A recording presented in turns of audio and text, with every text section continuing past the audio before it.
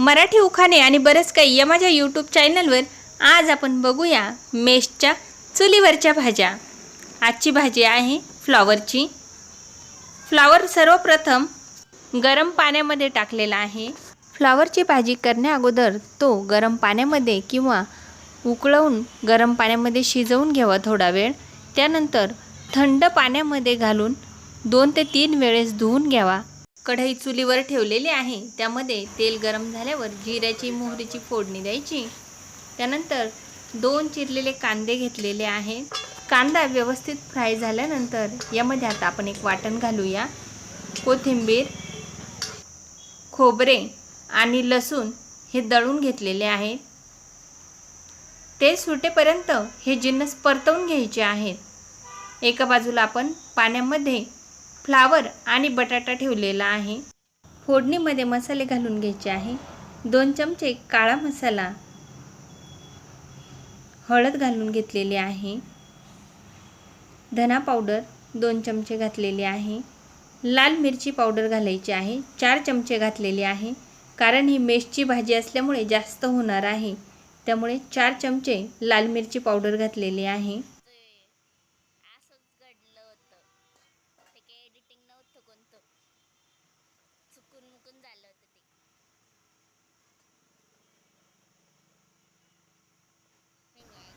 तेल सुटेपर्यंत परतवून झाल्यानंतर फ्लॉवर आणि बटाट्याच्या फोडी आपण या फोडणीत घालून घ्यायच्या आहेत आणि हे सुद्धा जिन्नस चांगले परतवून घ्यायचे आहे।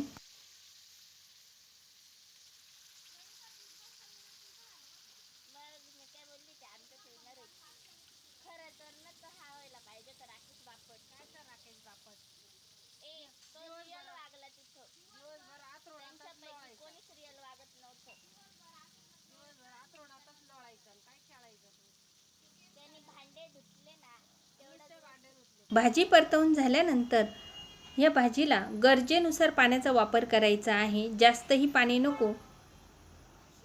ही भाजी आपल्याला थोडी रशीची बनवायची आहे।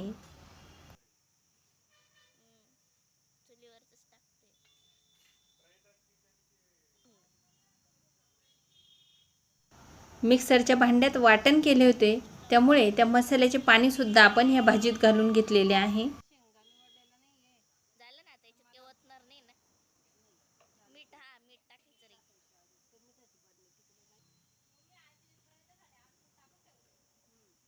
चवीनुसार मीठ घालून घ्यायचे आहे।